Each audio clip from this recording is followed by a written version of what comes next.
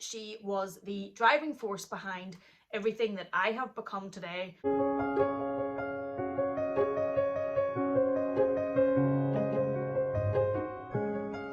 there and welcome back to my channel. Thank you so much for joining me. Today's video is a little bit different. I had a request from one of you lovely guys to do a Q&A video, a question and answers video. I probably hadn't really thought of doing that because I didn't really think anybody would be interested in asking me any questions or hearing my answers. But whenever one of you guys requested that I do it, I posted on my Instagram stories, did anybody have any questions they wanted to ask? And I got quite a few. So I'm going to run through, there's quite a few there. I'm going to try and get through as many as we can and run through these.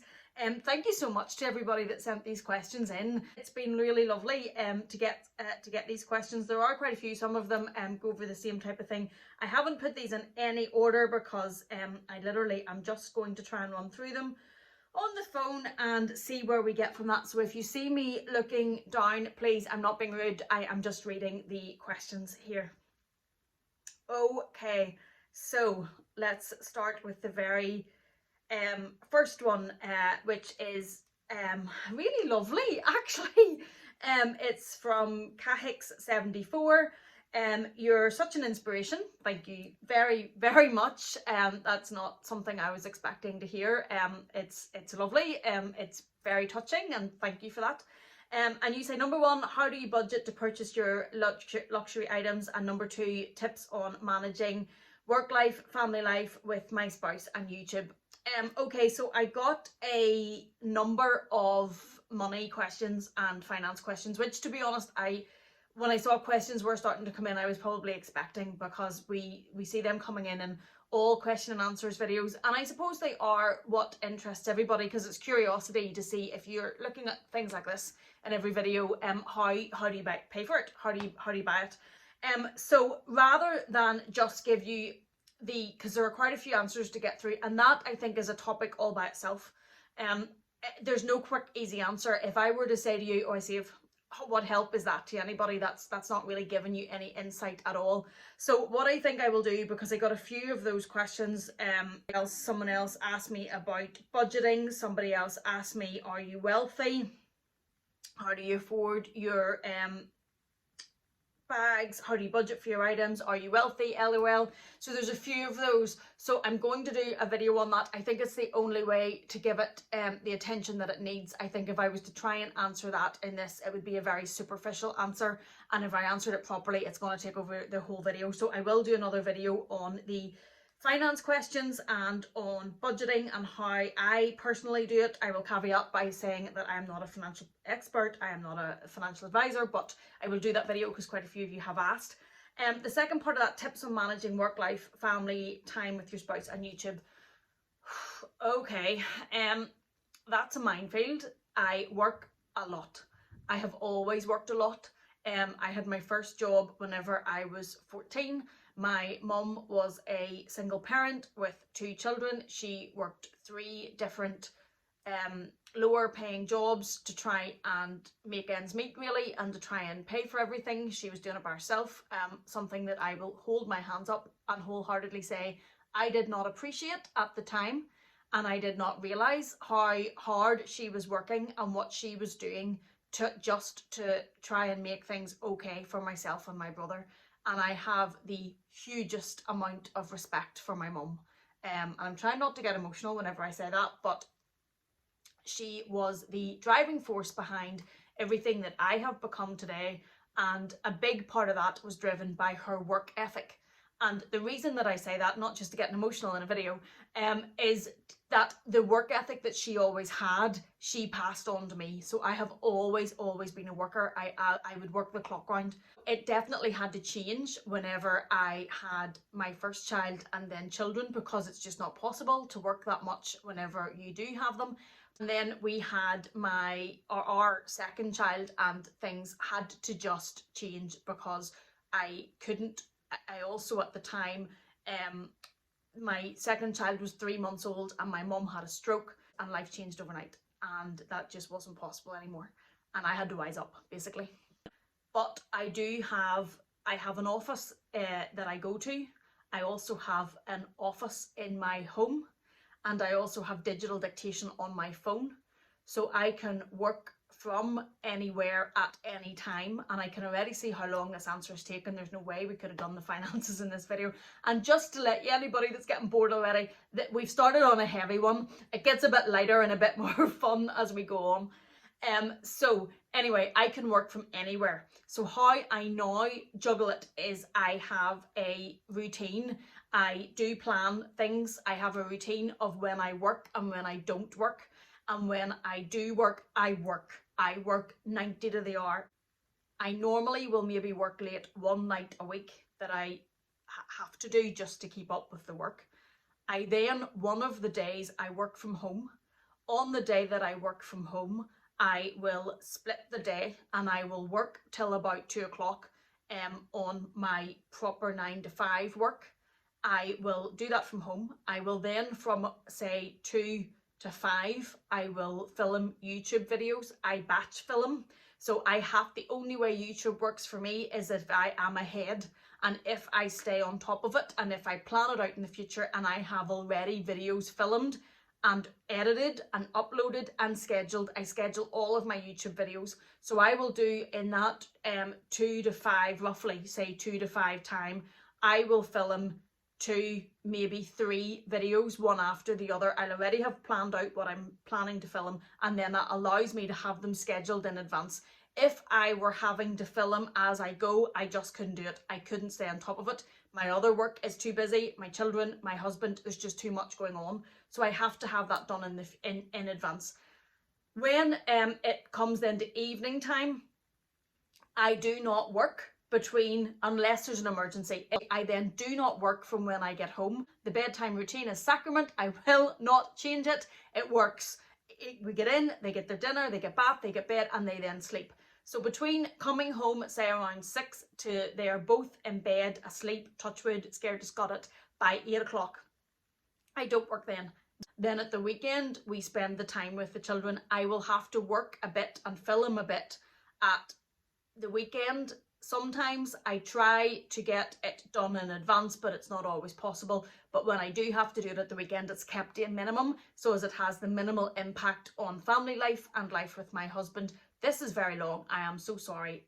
Skip forward if this is not of interest. Then whenever it comes to myself and my husband, because at the weekend the boys are prioritised. Before this all happened, there was football and swimming and things at the weekend that had to be facilitated. Now that's obviously not happening, but they're prioritised to have fun. And then my husband and I will have one date night a week, and we do that obviously in the house at the minute, but you know, it'll be play cards, whatever, but it will be something that is more of a date rather than just sitting and watching TV, and there's no work during that time. So I suppose how I do it is I make use of every minute of every day. There is very little downtime. There's very little time where I can just sit and do nothing, unless it's in the evening when I'm with my husband. If my husband and I are, say, watching a movie or something, that'll be time whenever I'm probably having downtime. But when I'm on my own, I am making use of every single minute, and I have to be organised and on top of it, and I have to be able to do things in advance to make sure that it doesn't then come back to bite me and I can't do it.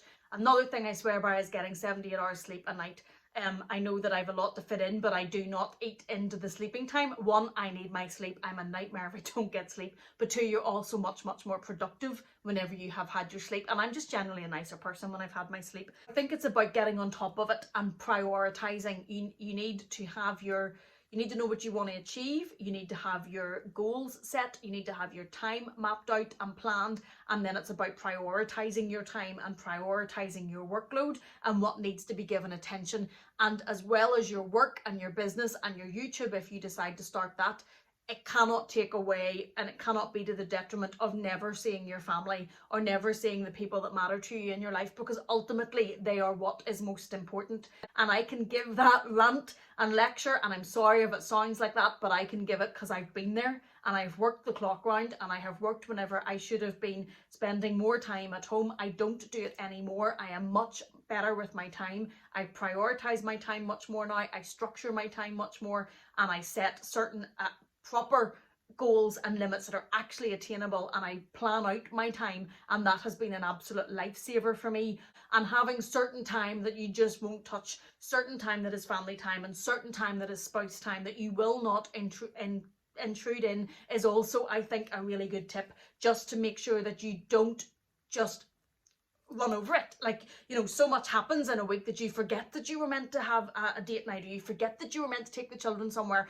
It has to be put into certain slots, for me anyway, that don't get touched, and then everything else has to fall around them. And it's about making those plans, sticking to them, learning to work efficiently, trying to cut out the fluff. Like, I used to do a lot of things that, you know, would have been a busy fool. They didn't need to be done, and I spent a lot of time doing them. It's trying to cut that out, get to what is actually needed to make your business work, to make YouTube work, to make whatever you're going to be doing work, and then letting the rest go. And you need to set achievable goals. Don't put like, oh, I'm going to change the world this week. You have got to put goals that are achievable, so as you don't get demotivated if you don't reach them. They have to be goals that can be reached. You've got to organise your time, and you have got to plan. You've got to plan what needs to be done and stick to it. If I didn't do those things, I absolutely wouldn't be able to get everything done that I need to do. Another thing that I would say that you also need to do is you need to set goals and reward yourself. And I don't mean huge rewards, but there has to be something to mark milestones or mark achievements, and that is to keep you going and keep you motivated and keep you working at the level that you need to work at. So that was a very long first question. I apologise for that if that was not of interest. I hope I have answered that. If you would like any more information, please just do leave me a comment in the comment box. Okay, now we're getting into some lighter stuff. Lux Writes asked me, what is your dream purchase? I suppose this has changed throughout the years. When I was in my 20s, luxury products weren't a thing. They weren't something that I could even really aspire to, because I just didn't have the financial means to reach that. And if I did have the financial means to reach that, there were so many other things that I needed to spend that money on. Now, there are probably two. And that is only, I turned 40 this year, so these are only now becoming probably onto my wish list as dream luxury purchases when I have reached my 40s. The first one would be a Louis Vuitton trunk. I would absolutely adore a Louis Vuitton trunk. I just think they are stunning, they are iconic, they are a piece of the house, they are a piece of the heritage. I absolutely love them. I would love like a smaller one to sit on my desk. I think they're lovely. Now, don't get me wrong, if someone wants to bring me one of the large ones that are used as coffee tables or sitting in the corner of your house, I ain't saying no, because they are fabulous, but I just don't know if they would ever be in my price range. So number one would be a Louis Vuitton trunk, and number two would probably be an Hermes Kelly 25 in Cellier in, there's a couple of colours that I really like. And I think that they're beautiful. I don't know if it's ever anything, because I don't have much of an Hermes profile and how you have to work that up apparently. But that would be like a dream bag, just to have a piece of the house, because I am a handbag enthusiast, and just the craftsmanship and the history and the artisanship of behind Hermes would make having an Hermes bag, and my preference would be the Kelly 25 in the Cellier, as an absolute dream bag. And next question. Sorry, this keeps closing on me because I talk for so long. Where are we? Where is your closet video? This is from Pursetopia on Instagram, who I love, but who is actually going to come for me if I don't get my closet tour done soon. I have been promising it for the longest time. Then one drama happened, then another drama happened, then, you know, Santa was coming. But I promise you, it is coming. The closet tour is coming, and I will take you all around this place and let you see a tour of my dream closet. Okay, today's prices in mind, what would you recommend a new handbag collector to start with? And this is from Yarden Wheels. I'm sorry if I'm getting any of your names wrong, I don't mean to. Okay, today's prices in mind, well, they keep going up, and I suppose it depends on what your budget is.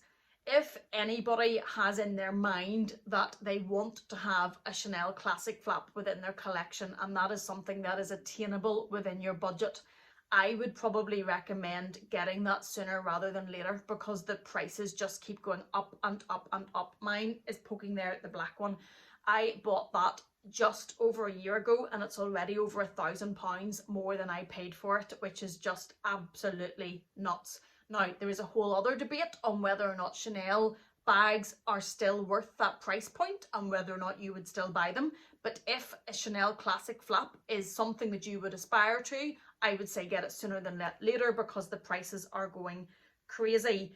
Louis Vuitton is always a great place to start. I refuse to call it entry level. It is not entry level. It is absolute top tier designer house level. But if you are looking to start your designer handbag collection, then I think Louis Vuitton is also a very good place to start. Now, there are the canvas bags within Louis Vuitton which are priced more reasonably. Again, I absolutely refuse to call them basic within Louis Vuitton. Can't stand that. But they are the more accessible within that house. I adore my Neverfull, but that is because I have a use for it. I use it every day. I carry 2 laptops, an agenda and files, so there's a lot to be taken, so I have the use for it.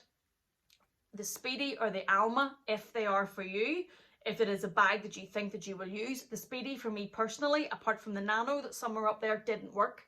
So I wouldn't buy a Speedy just because a Speedy is a popular bag to buy. It has to work for you, your lifestyle, your style and your body shape. Didn't work for me. The Alma is also a bag that I have never really felt drawn to buy. Personally, from the canvas bags, I love the Neverfull. I do like the Palm Springs Mini, although some would argue that it's a little bit trendier than maybe an investment piece, although handbags aren't really investments, but that's a whole other video by itself. Or there is the Louis Vuitton leather type bags. I personally love the twist. That is not what I started my collection with. The bag that I started my collection with is the Louis Vuitton Neverfull. Today's prices in mind, I would say also don't settle. If you're thinking that the bag that you would love to have is, say, a Chanel bag, but you can get a Louis Vuitton bag quicker and for cheaper, don't settle for it, because it's very unlikely to scratch the itch and it's very unlikely to stop the yearning for the Chanel bag because you've bought the cheaper bag. One thing I have learnt on my journey is buy what you absolutely love. See that Chanel reissue there with all the print over it? She makes my heart sing. And that is a yardstick bag for me, meaning that when I put on any other bags or go to buy another bag, they need to be up there with how happy that bag makes me and how much I love that bag to be worth this level of money. And that's something that I'm trying personally to get better with. This is not something that happens overnight. It's very easy, especially with luxury purchases, when you start to buy them, to get wowed by everything that's there. I've done it. We've all done it. And it's just hard to stay on focus and to get to what is going to work for you. I would also recommend that a very good bag to start a collection is the YSL. Now I have the YSL Lulu here. Personally, I haven't used it, but I haven't used it because every time I would reach for it, I reach for the Chanel 19. But the bag's amazing. It's a beautiful bag. The leather is absolutely superb. The colour is superb. It can be doubled up and worn under your shoulder, and it can be it can be worn crossbody. So I definitely think that that is a brand that is worth looking at. Another one I have to say, and I know I go on these, I'm so sorry, but if you're looking to start your collection as well, if you can get your hands on a Chanel Mini, I think they're fabulous. They keep going up in price. They are so sought after, but they are fabulous, fabulous bags. So that is something else that I just think had to be put in there. Okay, Saunders 976 asks, what's the boy bag like crossbody? It's a little bit boxy. I will put some footage in at the end for you of what it's like on. It can sit a little bit boxy at your side and it can sit out a little bit. Mine, I don't know, it's there somewhere. Mine has a thick, there's it there. Mine has a special edition, so it has a top handle, so you can carry it as a top handle, and it has the thick chunky gunmetal strap. I personally like it because it's a bit edgy looking and it's a bit different looking, and it just toughens up an outfit a little bit, but it does sit a little bit boxy, and I will put in mod footage so as you can see that for yourself. So this is my boy bag crossbody. If I'm not using the top handle, which I appreciate isn't on most of them, this is how I wear it. I wear it crossbody. You can see what people mean or what I've meant when you say it kind of is a little bit bulky and a little bit boxy. I still really like it. I think that it's quite edgy, and I think that it just gives something a little bit different to an outfit, maybe rather than the more classics or the minis. So yeah, but do be aware that it can just be, some people describe it almost like a rectangle or a block sitting at your side. Okay, Sales Lover 2020, re your unicorn Chanel bag. Is it more expensive from resellers when there's more colours in it? Okay, as you're referencing colours, I think you must mean this one, and yes, it is. Obviously it wasn't more expensive from the boutique. If there was more, you can, I think you mean this gradient look here of all the different colours in this bag. It wasn't more expensive from the boutique, but ones that I have seen for sale on the resale market, on Fashion File, on Vestiaire Collective, on IG, if there is more of a mix of colours across the certainly the front of the bag, yes, I have seen them at a more expensive price, and I think that seems to be how they are being sold. Okay, Anastasia I'm sorry, I'm just going to say sorry now. What do you do for a living? I own my own company, and as well as running the company, I work full time in it, and my profession would be professional services. Do you want an Hermes Birkin? I probably don't want a Birkin. Out of the two Hermes top quality or top prototype bags, I'm probably more drawn to the Kelly. I really like the shape of the Kelly. I like the cellier, the boxier one. I love the colours that Hermes do. I have heard that nobody does colour like Hermes. I obviously adore colour. And I think I would be drawn to the 25 in the Kelly. The Birkin, not so much, just the style of it. I think I would find it harder to work into my everyday life, and I just don't know if I would get as much use out of the Birkin. Rochelle, if I was your neighbour, would you let me in your fab bag room? Of course I would. That would be the best crack. If you were my neighbour, we would have an absolute ball. You would come in here, we would hang out, then we'd go next door to your house and I'd try on all your shoes and I would play in your Dior, and it would be the best crack. I would love that. Absolutely love that without a shadow of a doubt. Bits and bags. Hi. Tanya, lovely lady, check her out. Why did you start your channel? Okay. So I started my channel for a couple of reasons. One, my work can be, as I've talked about earlier at length, can be very full on. It can be very stressful, and it can be quite heavy going. And it's that type of professional corporate type life, and I just needed an escape from it. I needed somewhere to go and be frivolous and to talk about the things that I like and I love that nobody really in my real life has much of an interest in. Like, I can't sit down and talk to most of my friends about the latest Chanel line. Like, they just one, they'd have no interest. Two, I would feel like an absolute idiot because they'd be looking at me like I was an absolute idiot. And there's just no one else to do that with. So it allowed me to have someone to chat to about this type of stuff, and it was an escape from my everyday work life. Also, I think as well, I was looking for an outlet to talk about this sort of stuff. I was becoming more and more interested in it. I'd obviously been building a collection for a long time. I adore it, and I was looking for somebody to talk to about it, if I get my grammar right. But also then we were in lockdown. And from the earlier answer to my first question, I have worked my whole life. I struggled during lockdown. My family and my children are the most important things in my life. I went to hell and back to have them, and they are the most important thing in my life. But I obviously take my job very seriously, and I struggled in lockdown without working. I'd had my second child, then my mum had got ill, then lockdown came, so there was a longer time than I've ever had of not really working, and I just needed something for myself.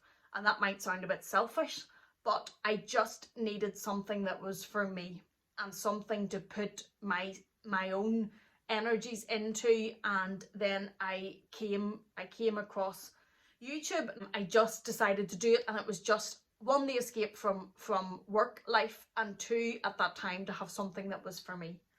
I hope I've answered that. First 3 LV bags to purchase. Oh, from D Bumblebee 18. For me, the Neverfull, I love it. People, you will hear people saying it's done, it's overdone, it's basic and all that. I absolutely love it. But that is only if you have a need for a large tote. Obviously the smaller the MM or the PM isn't just as big, but you still need to have a need for a tote.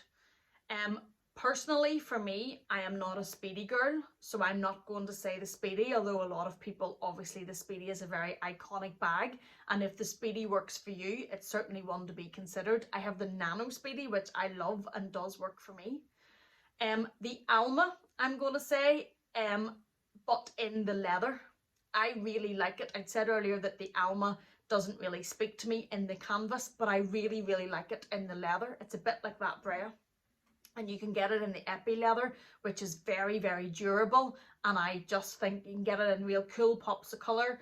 Although, be sensible, don't just listen to me when it comes to colour, because I love colour.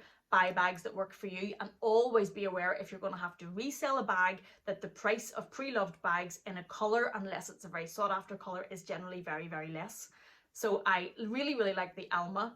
And I also really like the Palm Springs Mini. I think it's a great casual bag. I wear it a lot casually, and it's not a bad price point for Louis Vuitton. If you have the means to go beyond that type of bag, I absolutely adore the Twist. There's one of them, that's the PM size. Absolutely adore the Twist. I think it's a great bag. I've worn that dressy, I've worn that casual. You can double it up. I have a whole video on it, and I absolutely love the Twist. Okay, next from Snow77707. Hi Mary, another great girl. Check out her channel. Will you get a Birkin or a Kelly? I think I would like to maybe try and get a Kelly 25 one day. I don't know when. I am only getting to the point now in my 40s where I can even really probably look to buying Hermes stuff. I have the bangles, but I don't think they really count. I would love a blanket, but I would need to learn how to keep my dogs off it. But yeah, I think a Kelly would be on my radar, certainly to look into. How do you budget? There's another one. How do you budget for your items, and are you wealthy? I am going to do that in a video, as you've already saw the one about how I manage things. I talk a lot, and that would be, I think that's a whole video by itself. And next, train girl Megan. Hi Megan. Again, check her channel out. Top 3 favourite things to do on a day off. If I have time where I'm up to date and I generally can take time off, if the weather is good, I absolutely adore the sea, the water, the beach. I love it, but it's rare in Ireland. But if the weather's good, I love to be by the sea. I also love to swim, which is kind of the same. If I have time to go swimming, I love to read. I find it very, very relaxing. I love to have a bath with candles on and music on. And I also like to get addicted to a series, you know, like a good Netflix series, which I can get lost in. And I also really like that. Although I don't get the hugest amount of time to do things like that. Is GC? I am so sorry with some of your names. I'm so sorry. Ultimate bag goal, the bag you really want but don't own yet. Probably the Kelly 25 in the Cellier. I would really like it in either the Rose Propre, again I'm not going to be saying that, which is a colour basically the same as that, not that I'm predictable, with the gold hardware. Or I also really like the Malachite, which is a deep sort of green colour, or it's also beautiful in the black with the rose gold hardware. I think that would probably be the ultimate bag goal for bags that I don't have. Stella, hi Stella. I'm wearing Stella's jewellery.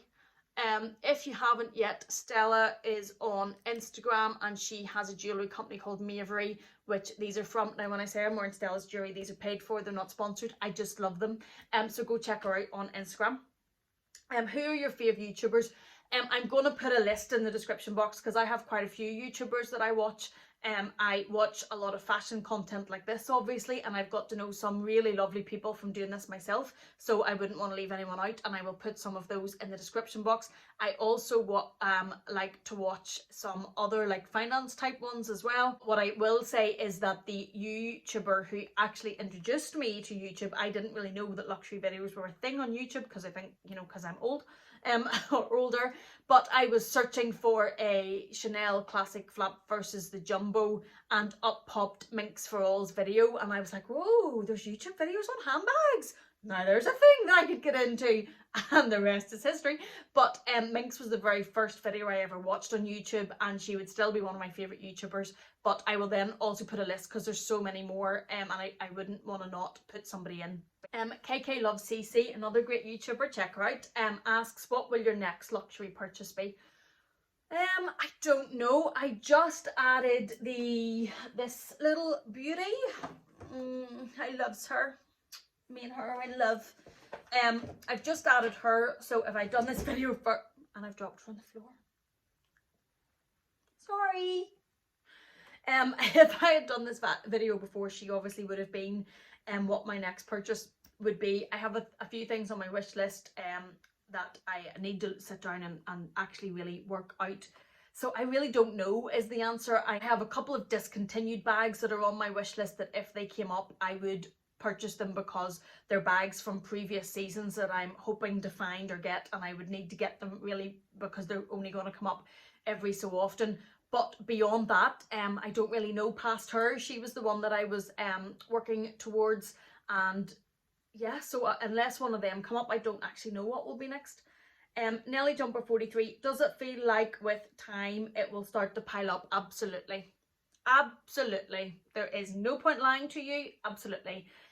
When I did the entire handbag video collection, I was a bit, I think, overwhelmed toward the end because I pulled them all out and just to see how many they were, and then when I counted it, I was probably a bit overwhelmed, and I said it in that video that I was going to start really assessing what I use and what I don't use, and start to, you know, before more and more and more just keeps coming in, start getting rid of the ones that I don't maybe absolutely love or don't use anymore, because you don't need to just keep adding in and in and in. So yes, absolutely, I do think that it could get overwhelming with time if it just continues to be more and more and more that I am adding, and that is something that I am working on. Maximine J'adore, how did your collection start? It actually started with shoes. Back in the day, I fell in love with Christian Louboutin, and I would have bought shoes back then, which are bad purchases and investments. You know, unless you're buying them to wear them yourself, then absolutely. But if you're buying them with a chance you might need to resell them, not so much. So it started with shoes. Bags weren't within my purchasing power in my 20s at all. And when I say that, I don't mean any disrespect or to anybody that is able to buy these sorts of bags or Hermes bags in their 20s. It just wasn't in mine. It was nowhere near mine, to be quite honest with you. So it was when I started my full-time type career, and then I was started to see a little bit more, and I saw one colleague who had the Neverfull, and I absolutely fell in love with it, and that became my wish list absolute dream bag. So the Neverfull is what started my collection. My now husband, then boyfriend, we weren't even engaged, we weren't engaged, took me to Rome for my 30th birthday, and I had saved and saved and saved to buy the Neverfull, and I was so proud of myself.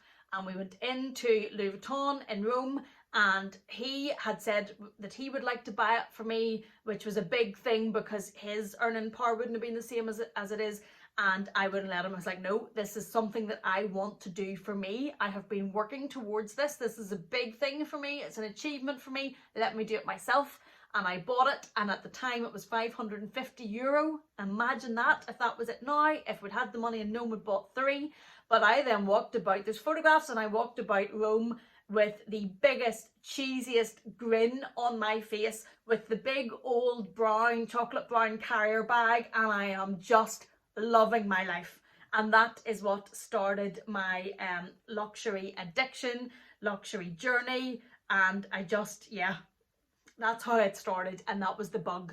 And then there was big gaps before more things came, just because of finances, but that was the bug. That's what started my interest, that's what started my obsession, and it's never really waned since. Okay, again, sex bonjour. Nope, not getting that right. What do you think about the Lady Dior bag? I think it's beautiful. I think that there are some stunning, stunning leathers in it, and I am getting more and more interested in Dior lately. The Lady Dior probably isn't a bag for me. If I was going to look at any of them, it would probably be the mini Dior, the smaller one with the chain, because I think I could wear that crossbody easier, although I've watched a few videos that say it's a little bit fussy to get in and out of. The Lady Dior is probably a little big for me for crossbody, and it's probably maybe a little bit elegant for me. I think it's probably a bit like the Louis. Oh, it's on the floor from when I threw it on the floor earlier. Sorry.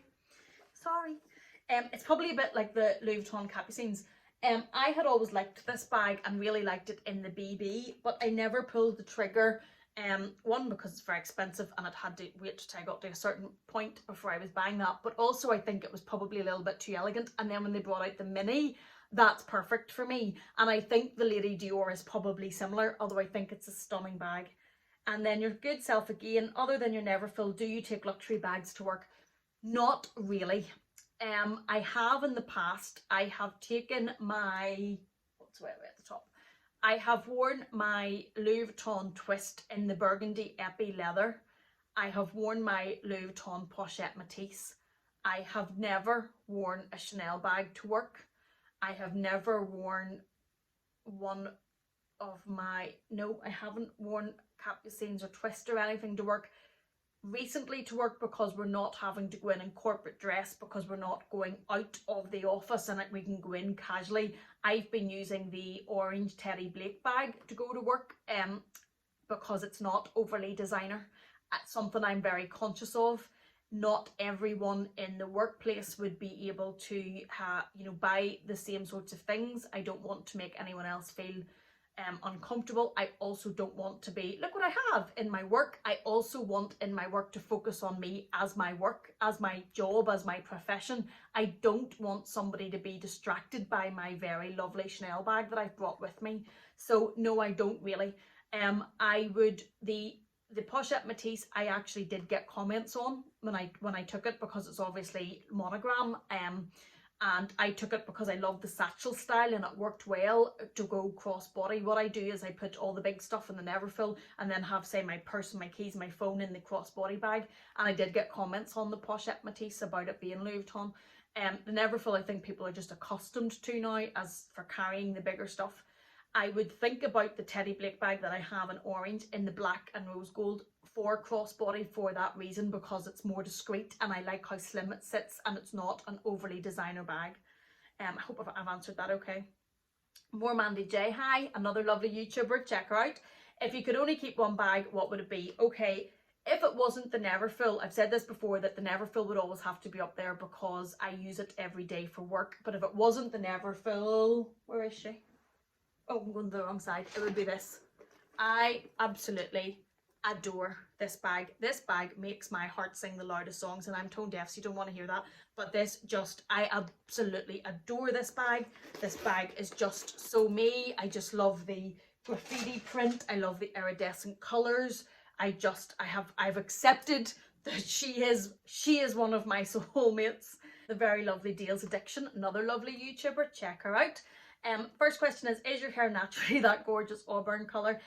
Yes, it is. My hair is naturally auburn. It always has been. In the sun it will get more red and also get like almost like blonde bits through it. But I do now get it dyed. You'll see, because as I say, I'm 40 this year. You will see whenever it's not, but regrowth starts to come with my colour fading slightly. So I do now get it dyed, but I get it dyed this auburn colour, so it's near enough my colour. But yes, I've always had auburn hair. And then Dale also asks, how much is too much to spend on a handbag? Well, whew, that's a minefield. I suppose that has changed a lot. Like when I was in my 20s, I couldn't have imagined spending £1,000 on a handbag. That would have just been crazy. But I am not going to sit here as a hypocrite or be disingenuous and say to you guys, oh, well, £3,000 would be too much to spend on a handbag, when we all know that I've done that. And I don't say that to be a show off. I say that to be honest. But it changes. Like even coming into my 30s, Could I imagine having spent £2,000 on a handbag? No, I couldn't have. That would have just seemed crazy, and there were so many other things that that money would have been needed for. Now I'm getting into my 40s. Yes, it has grown. It has grown as my own career, profession has grown. I have been working very, very hard for a very, very long time. As I say, it's my company, but I still work full time in it, as well as have others now. And I suppose those numbers have grown as my career has grown. I can't imagine ever spending £10,000 on a bag. That just seems absolutely nuts. I can't imagine ever spending £7,500 on a bag. That seems absolutely nuts. But in the past, the price of these bags would have seemed absolutely nuts. I now can imagine spending Hermes level money on the Kelly if it was my dream, if it was the one that was my dream. Say like the perfect colour, the perfect combination. And I think those are somewhere around 6.5 to 7. I can't even really believe I'm saying that out loud, because that sounds like an insane amount of money. But in the future, I wouldn't rule that out. I also think though that there is too much money for a certain bag. So it might be less than what you've spent on another bag, but for that bag, I think it can be too much. And the one that comes to mind is the Pearl Mini. Now the Pearl Mini is stunning. I love it. I am a collector, a hoarder. I have to work on that, because you know we shouldn't be doing that with these types of things. But I would love that bag. I think it is so stunning, but the price that it sells on the resale market for me now at this moment in time is too much. It sells, I think, for around $8,500 US. And for me personally, that is too much for that bag. Now I've said that in another video and I got some comments saying that's actually a pretty good price for that bag. And that may be. I am just saying for me personally, it's too much for that bag. That rose gold mini there, some of the prices that sells for is probably, for me, would be too much for that bag. So as well as there being like a limit, I can't imagine spending on a bag. Like I can never imagine spending like £10,000 on a bag. But there's also for certain bags, even if I've had a more expensive bag, I can't imagine it on that bag. And I think that is an honest answer. I don't want to sit here and be a hypocrite or be disingenuous and say something that's daft whenever, you know, the evidence is right here. We all know I can get a bit crazy. Yeah, I think that's probably as honest as I can get in that answer. Okay, so let me just check. I think we have maybe, apart from the finance questions, which I will address in another video, but they, as you can see, like this is on 50 minutes. I'm gonna have to try and edit that a bit. It's so long already. Okay, that's it. We've actually got to the end of the questions. This is very, very long. I can see from the timer. I will try to cut this down so as it's a bit more watchable. But thank you so much for sending your questions in. Thank you so much for watching. I hope I've answered them. If there's anything I haven't answered and you would like me to go back to or do more on, please just leave me a comment in the comment box down below. If you've liked this type of video, please do hit the like button so as I can see that this is something you guys would actually like to see. And I will do the finance and wealth and budgeting video to go with this. But thank you so much for watching and thank you for being here. I hope you're well. I hope you're safe. I hope your loved ones are well. Take care and I will see you in the next one.